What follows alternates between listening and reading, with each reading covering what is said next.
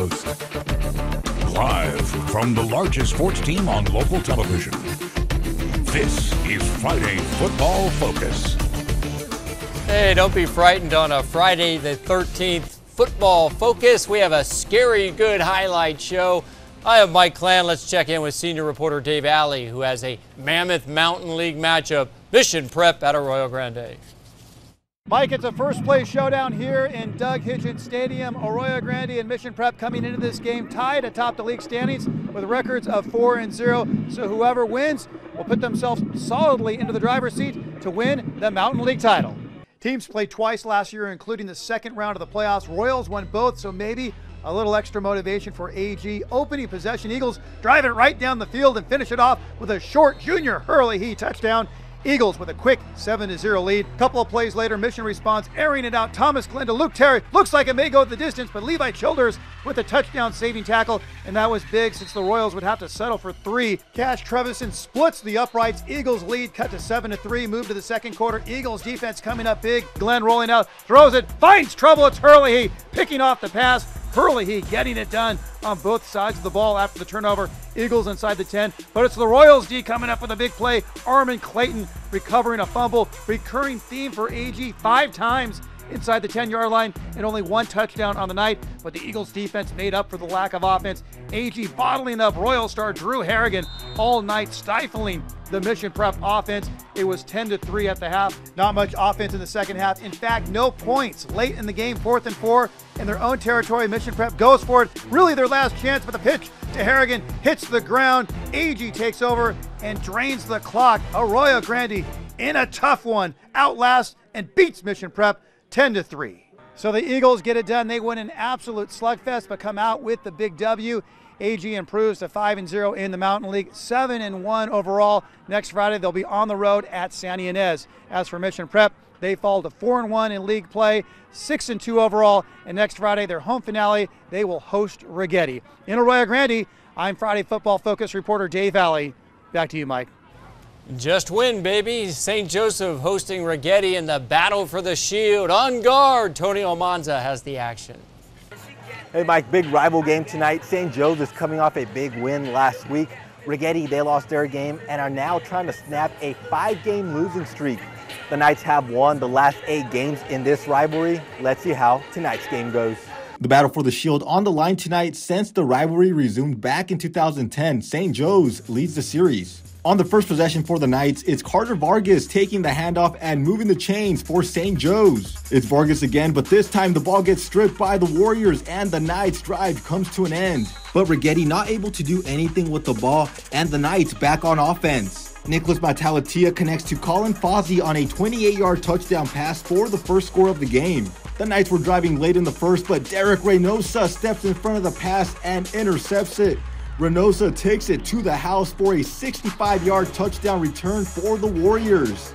The Knights were able to drive the ball downfield, and Vargas takes it in from 1 yard out to give St. Joe's the lead. St. Joe's wins big 28-7, making it 9 straight wins over Righetti. The Knights play Lompoc next week, and the Warriors have Mission Prep.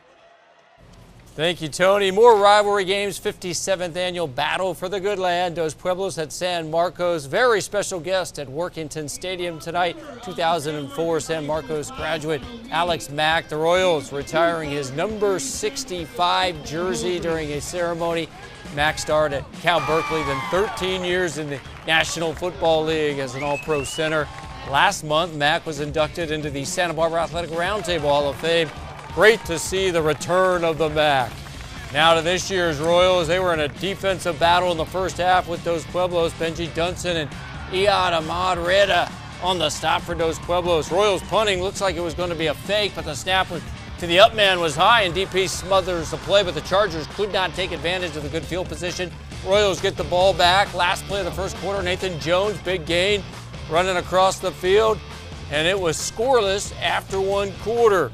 Now, same drive, Danny Diaz airing it out to Jacob Murillo for a huge 44-yard gain deep into Charger territory, but DP turning the Royals away near the goal line. Zach Geswine with a huge interception.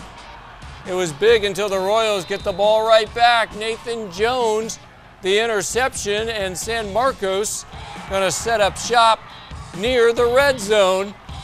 And then back on offense, it's Moore Jones. He's going to take the ball near the 5-yard line. Jones had that sweet 70-yard touchdown run last week against Ventura. On 4th and about 6 inches, Jones jumps into the end zone for the only score of the first half. Jones is the game's most valuable player with 100 yards rushing, a touchdown. He had 2 interceptions. Royals go on and beat Dos Pueblos for a second straight year, this time 28-7 as the offenses get going in the second half. Both teams 3-5 overall. Well, Santa Barbara and Oxnard and the Dons made short work of overmatched Channel Islands. Abel Renteria, 22-yard touchdown pass to a wide-open Winston Bartley, 7-0 Dons, and they get right back in the end zone. CI fumbled on the ensuing kickoff. Koa Herrera scores from 15 yards out, 14-0.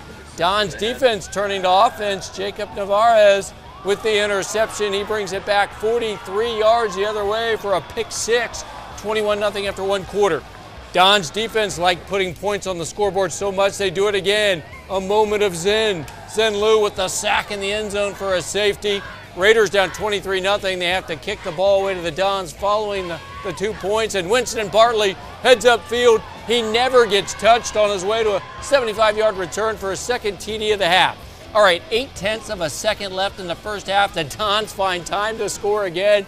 Renteria to Thomas Gill, grabs it for the touchdown. 37-0 Dons at the half. They win big, 52-0. Santa Barbara has won 5 straight games. They're at Dos Pueblos next Friday. All right, more Channel League action when we come back. The big game in Ventura. Cougars tangle with the Bulldogs of Buenos. Center Ray all over that with the highlights.